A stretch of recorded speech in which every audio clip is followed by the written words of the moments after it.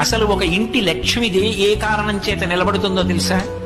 నేను చెప్పట్లేదు ఈ మాట, మహాభారతంలో చెప్పిన మాట చెప్తున్నా.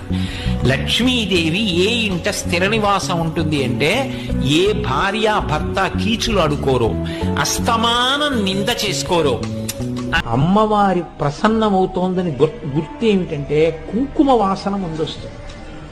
బాగా కుంకుమ వాసన వచ్చేయడం మొదలెడుతుంది.